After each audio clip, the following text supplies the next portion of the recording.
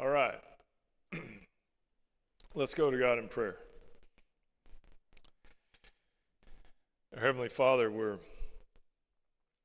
thankful, Father, for the opportunity we've had to worship you this morning, Father, to worship you together as a family, to strengthen each other, and, Father, to lean on you. We're thankful, Father, for your word. And we're thankful, Father, for this opportunity for us to study your word and to grow closer to you.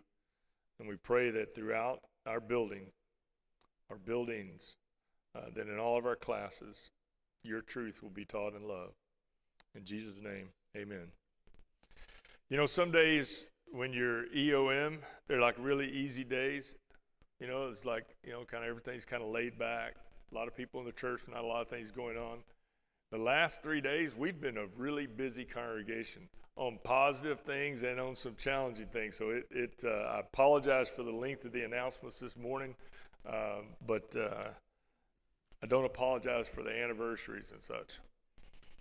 So let's talk about Galatians. Jumping in to lesson number 3. 4 weeks in, but one lesson was a little different, so we're going to continue in Galatians this morning. If you'll remember, just to catch you up with where we've been if you haven't been here, we really did a deep dive beginning last week on Paul's defense. We talked about that Galatians was one of 7 of Paul's letters where he goes beyond his greeting, this greeting of Paul an apostle. He goes beyond the greeting and makes a bigger defense throughout the letter about his apostleship and the authority of his apostleship. What's interesting is that Galatians is not the longest or the broadest defense of his apostleship. It actually would be 2 Corinthians. Here in Galatians, it maybe spans the equivalent of 1.5 chapters. You know, when you think of words, chapters, where in 2 Corinthians, it actually spans 3 chapters, chapters 10 through 13. Just a quick look at 2 Corinthians, just to juxtapose it against Galatians. If you look first beginning in chapter 10 of 2 Corinthians, he really addresses the accusations that have been made toward him that were more personal, that he was being called out as weak. He was being, called out as suffering, and that suffering was a bad thing. It made him not an apostle or not as authoritative as an apostle. Then in that same section in 2 Corinthians 10 through 13, we also see him, talk about the fool's speech. And if you remember that's where, because these boasting false prophets were actually making progress with the church at Corinth. And so he said, I don't like to boast, but I'm going to boast because that seems to be something that you're listening to, something that you're tuned into. And then I think maybe the biggest point that he made throughout that defense was that suffering, not power, is what actually validated him as an apostle. Then if you jump back to Galatians, though, there's that one thing that's specifically unique, and we mentioned it last week, and that is this, or 2 weeks ago. Because after the greeting in Galatians, what made it different than the other letters that were so similar is that instead of him giving a thanksgiving or a praise, he did none of that. He immediately went from a brief greeting into the issue at hand, into a defense as well. And it seems as a result that Galatians was a little bit more urgent. He was a little bit more concerned. And then last week, we really talked about what's here in front of us, or at least the first 3 that are grayed out.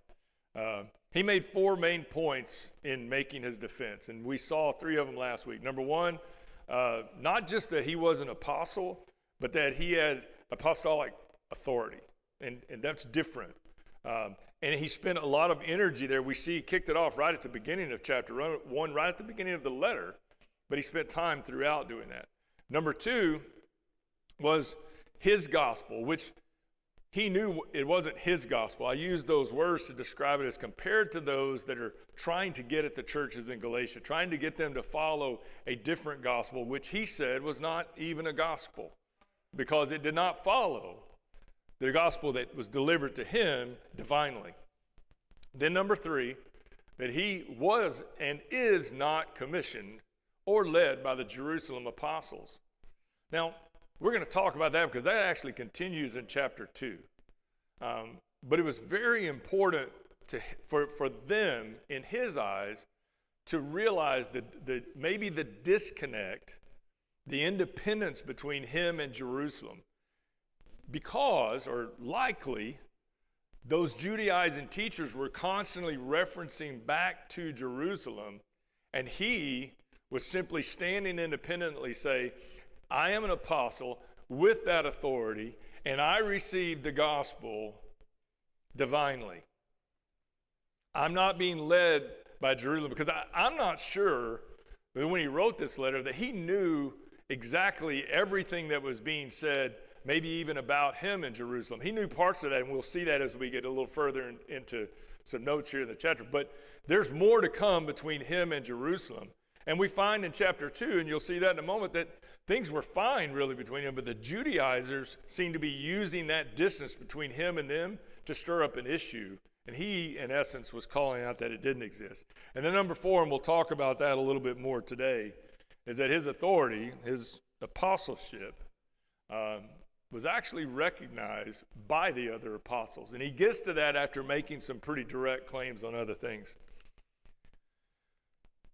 So if you jump into chapter 2, beginning in verses 1 and 2, he continues with that reason 3 that we just talked about, which was that he was and is not commissioned or led by the Jerusalem apostles. So beginning in chapter 2, verse 1, he says, Then after 14 years I went up again to Jerusalem with Barnabas, taking Titus along with me.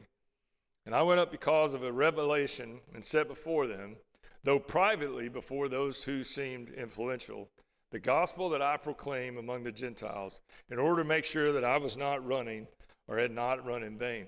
So a few thoughts there. Number 1, 14 years. 14 years after what? I don't know about you, but anytime I see a phrase like that, that's my brain immediately says, okay, 14 years, but 14 years after what? Is that 14 years after his conversion? The 14 years after Jesus met him on the road to Damascus? What is it? 14 years after his last trip to Jerusalem? I don't know that we can completely know the answer. Most scholars would say that it's 14 years after his last trip to Jerusalem. So that would actually be 17 years since Jesus spoke to him on the road to Damascus. Well, why is that important? Think about his point. Think about this reason 3. The point he's making is, in his defense, is, hey folks, I've been an apostle. I've been on my mission. I've been teaching this gospel for 17 years. And yes, I had a brief 2-week stint with Peter or Cephas and James 3 years in.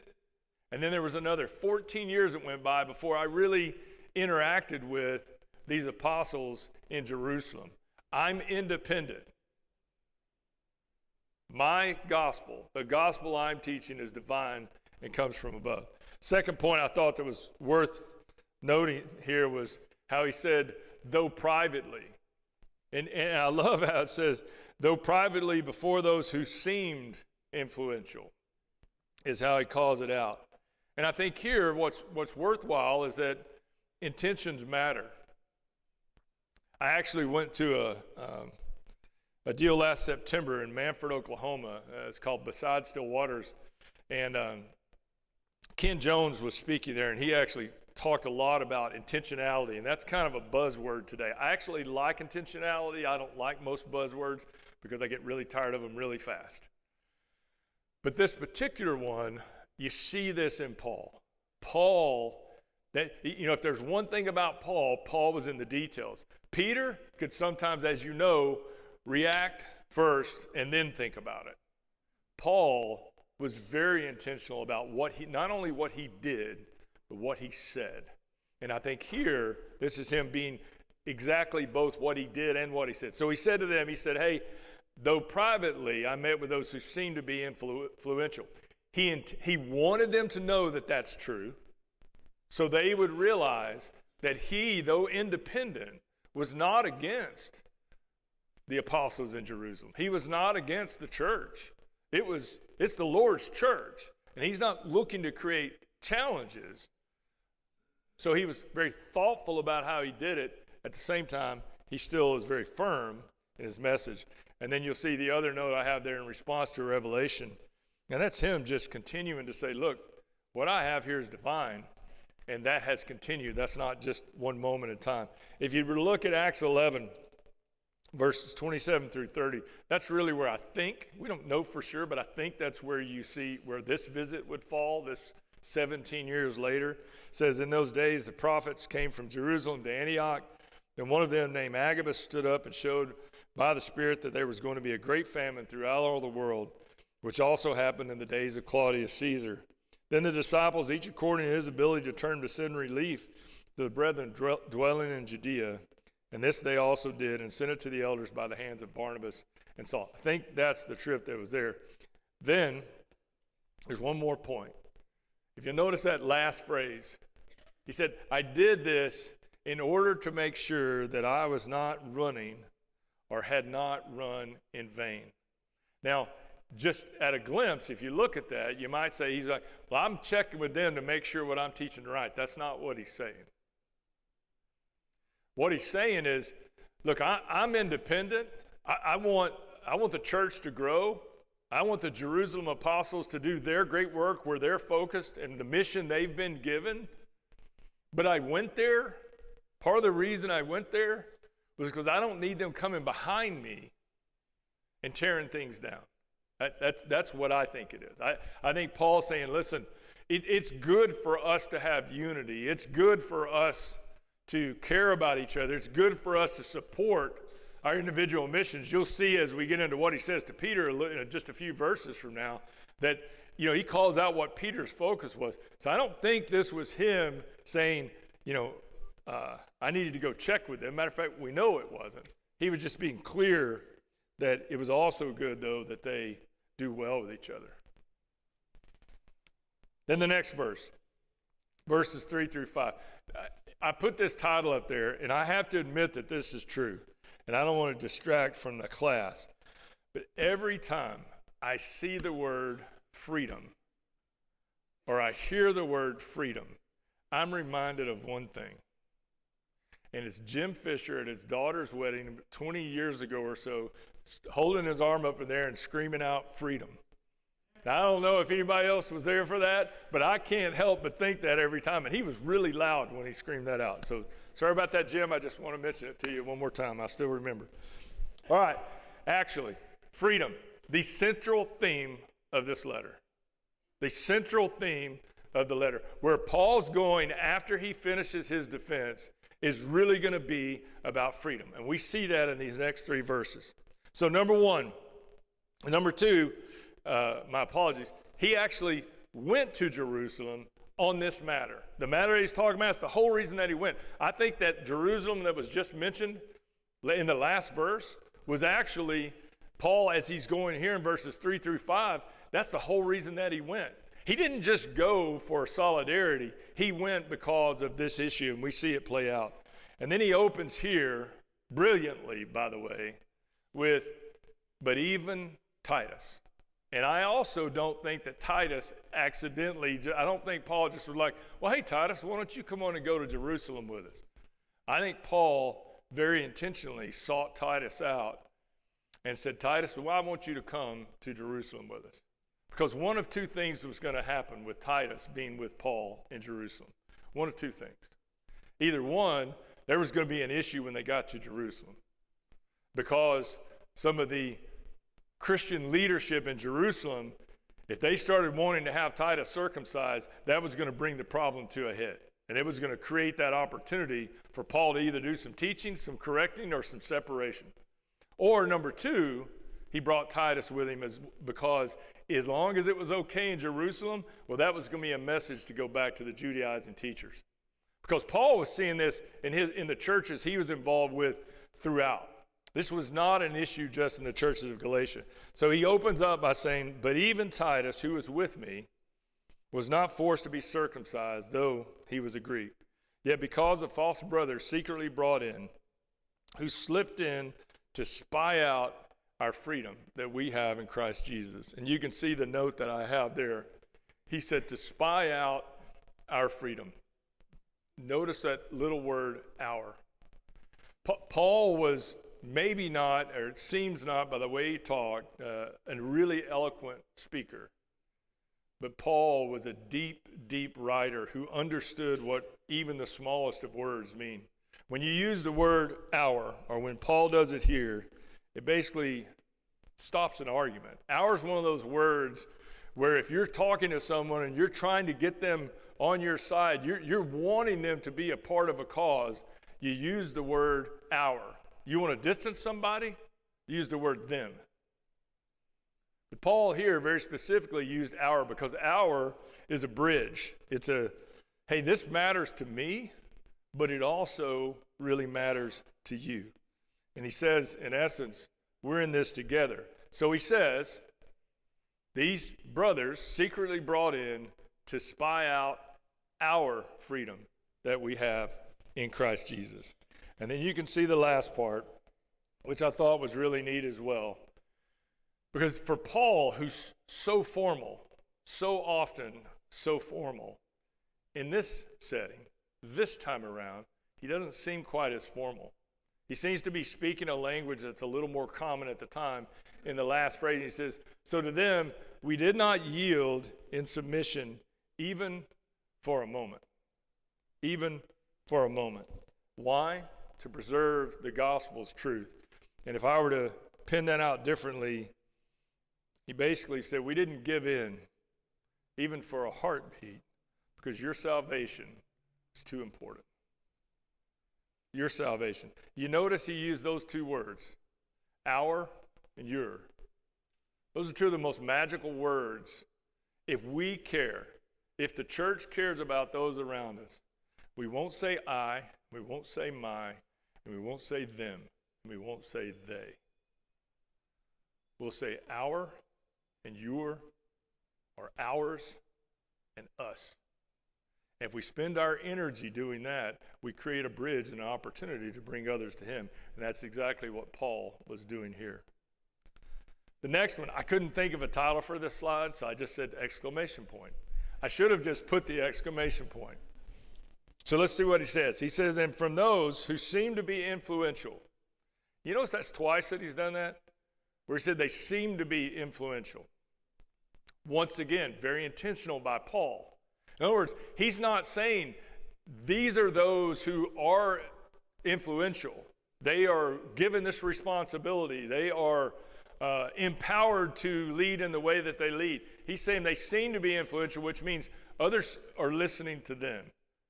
But hold on to it because you'll see what he thinks about it later. Then notice what he says next. He says, what they were makes no difference to me. Why? Because God shows no partiality. I love what Paul said in 1 Corinthians. Similar subject.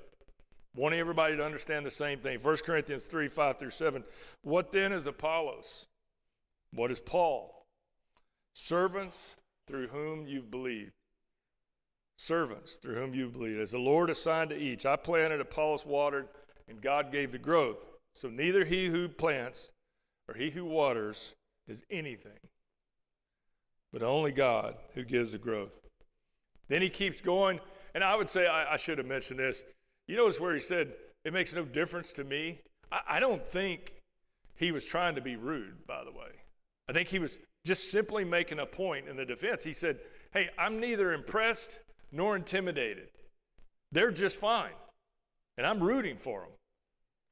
But I didn't go there looking at them as a leader. And then if you notice the last part, he says, and they added nothing to me. Once again, you see my notes, meaning they were in agreement. Not that these men are not any good. He's just saying, hey, we're on the same page. And you guys need to understand that. And if you're hearing something different from these Judaizing teachers, well, they're just not telling you the truth. It says, so you can see my note, meaning that we were in agreement, nothing additional to add to what he had received from Jesus. He respected them, but he wasn't commissioned by them. Verse 7. Now he jumps into reason 4.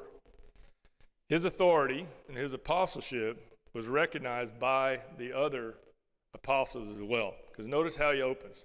So he said, they didn't add anything to me. And here, if you continue it, he says, and on the contrary, instead of, they didn't add anything to me. And when they saw that I had been entrusted with the gospel, this entrusted, it's actually a pretty neat word. It's a word that we know, pisteo. And pisteo is belief. We see it used as that all the time, but here it's more specific. It's very specific to what I say. You see where it says to place confidence in, to trust with. What Paul is saying that those apostles, he's saying this to the churches in Galatia, and really in some way messaging back to the Judaizing teachers. Hey, the apostles there, they recognize that the Lord has entrusted me with this responsibility. Not only are we not in disagreement, but they actually recognize my purpose and my mission. And then he continues on, he says, just as Peter had been entrusted, same word, with the gospel to the circumcised. And then this sentence, for he who worked through Peter for his apostolic ministry to the circumcised worked also through me for mine to the Gentiles. One Lord, one gospel, same gospel. And then he says, and when James and Cephas and John, who seemed to be pillars, notice he used that seemed again, seemed to be influential, seemed to be pillars, perceived the grace that was given to me.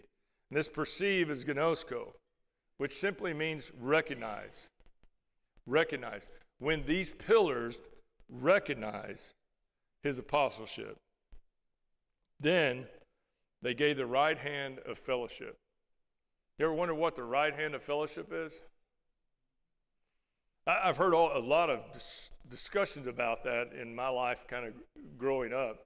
If you spend a little time just digging around in the Greek words and looking at history and how people communicated in the first century, basically what it means is we shook hands. We agreed. We're on the same team. We have different missions. We come from different backgrounds, but we're on the same gospel, the one gospel, and we're going to go out and do our work together. We're going to care about each other, love each other, and root each other on. And that's what the right hand of fellowship really meant in this sentence. And then that would be a message that would play out well beyond just Paul then and just to the letters to the churches in Galatia, but the other churches, the other Gentile churches as well. Verse 10, then he gets to this one thing.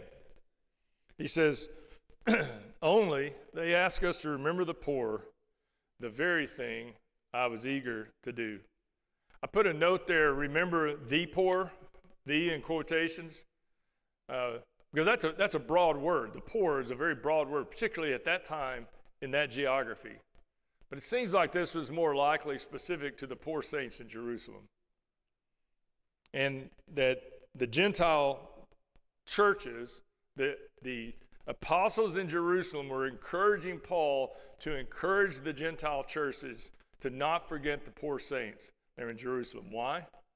Well, during that time, there was tremendous famine, and the Jewish Christians, the Christians with a Jewish descent, were under incredible persecution, not only from Rome, but also from the Jews that were there. And so the idea here was, hey, Paul, we want your mission to go well, but don't isolate. We're one kingdom, and we need your help, and the saints in Jerusalem do. And then we see in 1 Corinthians 16, 1 and 2, and Romans 15, 25 through 27, and 2 Corinthians chapters 8 and 9, that Paul understood that, and Paul really worked to be a solution for the saints.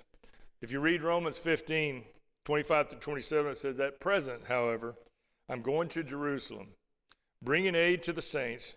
For Macedonia and Achaia have been pleased to make some contribution for the poor among the saints at Jerusalem, for they were pleased to do it, and indeed they owe it to them. Next one.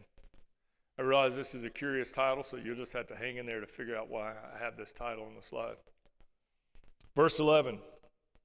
But when Cephas came to Antioch, you ever wondered why Paul called Peter Cephas instead of Peter?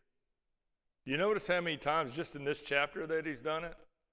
And if you just kind of look at the interactions between those two men, there was this constancy of Paul saying Cephas. Well, why? You see one note that I put there. This is Jesus, John 1:42. He brought him to Jesus, and Jesus looked at him and said, "You are Simon, son of John. You shall be called Cephas," which means Peter. Now, why did John add that phrase, which means Peter? Well, here's one point of clarity. Reason one, why would Paul likely be calling Peter Cephas? Because Cephas was in Aramaic what Peter was in Greek. And Jesus, likely in John 1, would have said what he said in Aramaic. So first and foremost, from a formality perspective, Paul is using a more formal and likely the Lord's name for Peter, which, if you're pointing to Peter, either to the Judaizing teachers or through a letter that Peter would hear about, or when Paul was speaking directly to him, using Cephas had to trigger a little something for Peter. Number two, the confrontation that was coming would have been a little more direct by him using Cephas than by him using the Greek. And I didn't mention this, but the reason likely that John said what he said, that you see in parentheses up there, is because the Greek is Peter. That's who so much of what John was writing was towards the Greek, very specifically with his gospel. And the last thing I would say is this. Many would say that Peter was possibly referred to more as Cephas in the early church even than he was as Peter. And I guess it depends on where he was. But back to the verse. Why is it important? Well, he says when Cephas came to Antioch, Cephas, who was a Jew, Cephas, who has had an issue, I opposed him face to face because he stood condemned. Isn't that interesting how strong that language is? Put a little note there. He stood condemned. Even an apostle was susceptible to cultural pressure. Even an apostle. And this apostle was susceptible to condemnation as a result of this cultural pressure. And then if you notice the last part, so there certain men came from James, and he was eating with the Gentiles. When they came, he drew back. He drew back when he should have remembered Matthew 10:28. Do not fear those who kill the body and cannot kill the soul. Rather fear them who can destroy both soul and body in hell. And you see the other part. This seemed to be a constant challenge for Peter. Why do I have the title the way that I do? Matthew 26:33-35. Peter answered him, though they all fall away because of you, I will never fall away. And Jesus said to him, truly I tell you, this very night before the rooster crows, you will deny me 3 times. And Peter said to him, even if I die with you, I will not deny you. And all the apostles, all the disciples said the same. And if you fast forward into Luke 22:59-62, and after an interval of about an hour, still another insisted, saying, certainly this man was also with him, for he too is a Galilean. But Peter said, man, I do not know what you're talking about.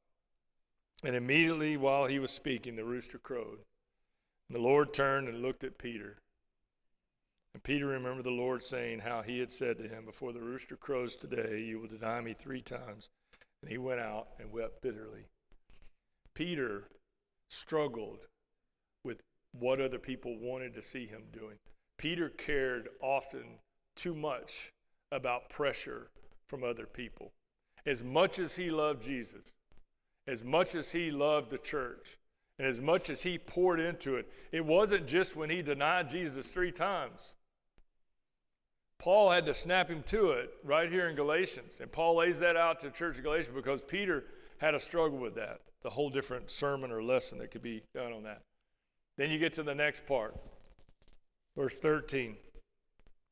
He says, and the rest of the Jews acted hypocritically along with him. Maybe the note that I put there beside it, he said they acted hypocritically along with him, but the point made by Paul was that Peter was the linchpin.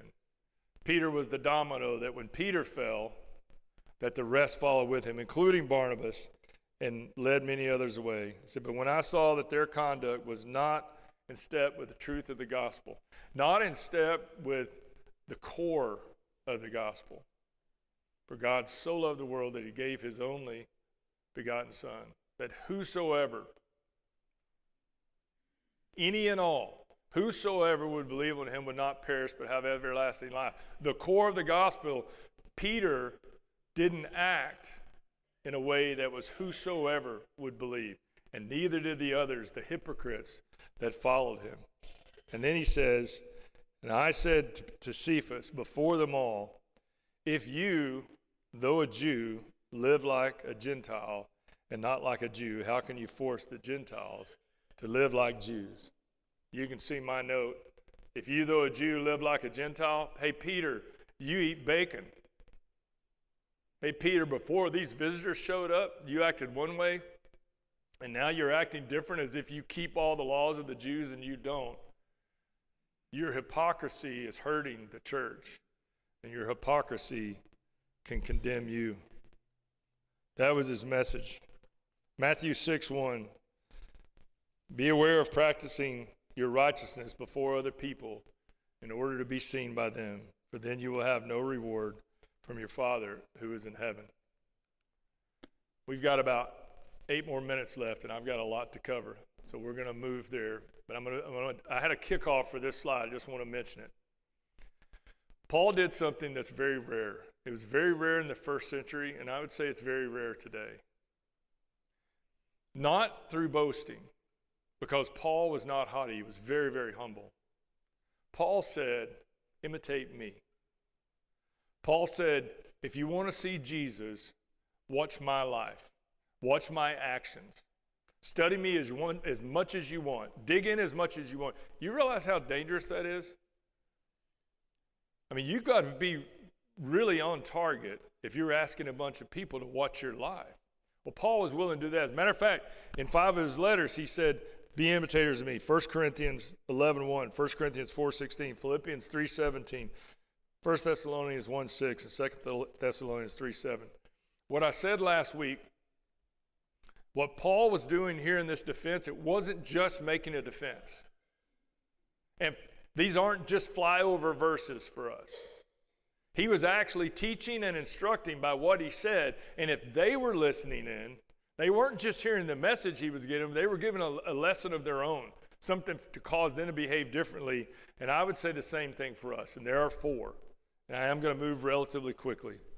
Number 1, what we should take away is we must stand firm in the truth of the gospel, even when we're pressured by others to compromise. We saw that in Galatians 2:5.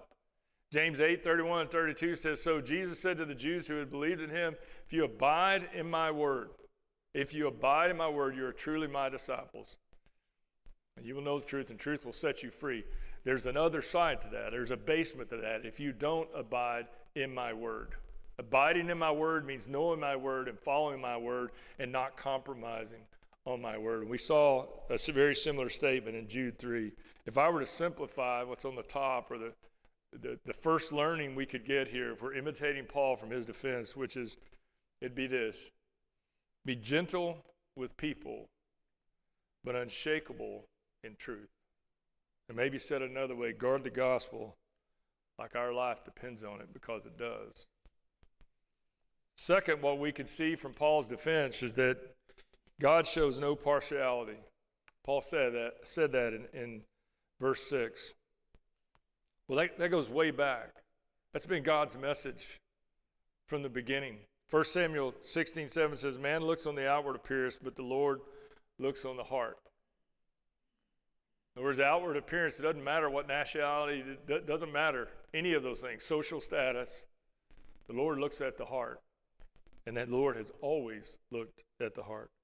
Acts 10:34 and 35, so Peter opened his mouth and said, "Truly I understand that God shows no partiality, but in every nation, anyone who fears him and does what is right is acceptable to him." Message number 2 from Paul is it's okay to be respectful. It's okay to appreciate people who are doing great work in the kingdom, but understand that we are all servants. We are all servants. I love this part. I give you a couple quick punchy statements about it.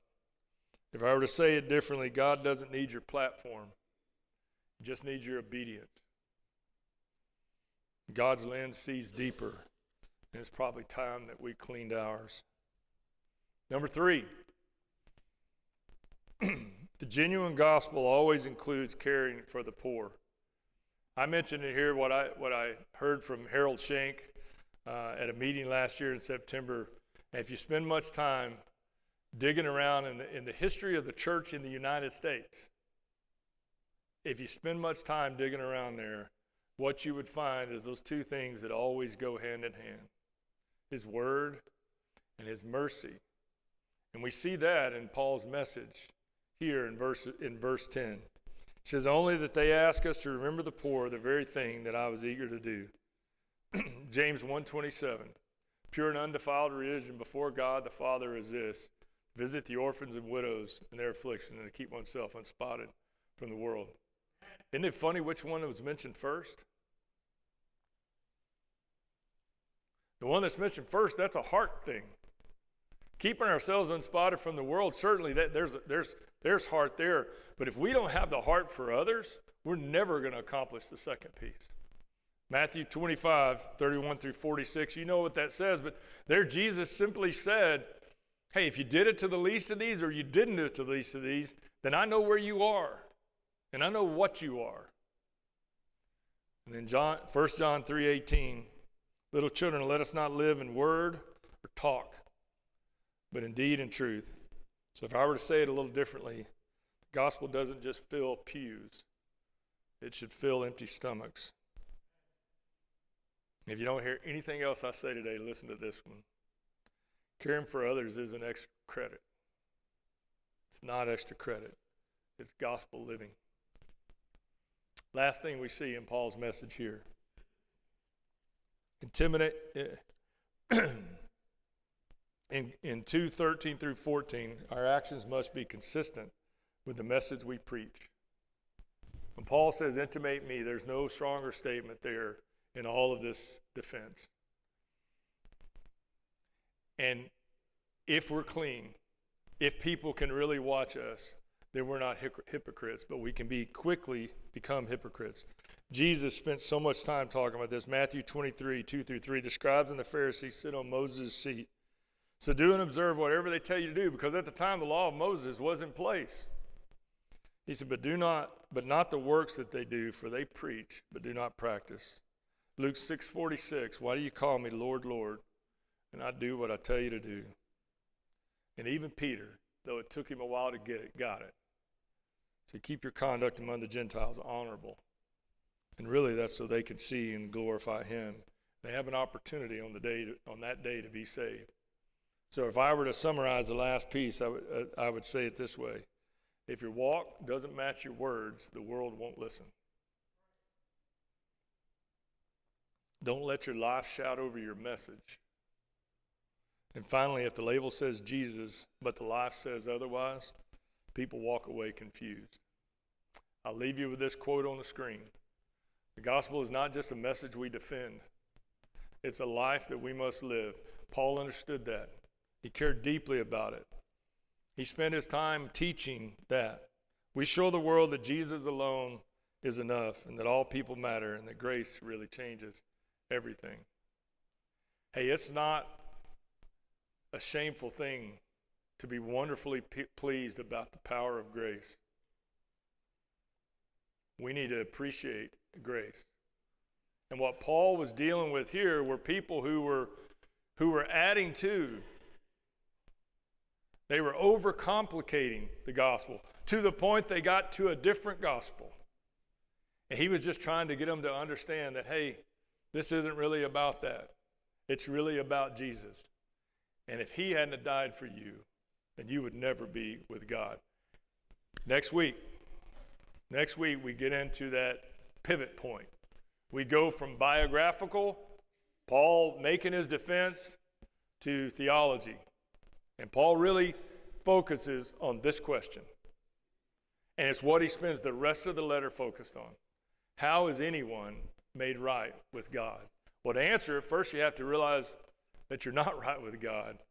And then he spends a lot of energy helping them to understand how to be right with God. Thank you for your attention this morning. I think I finished you about 3 minutes early, and I look forward to seeing you this evening.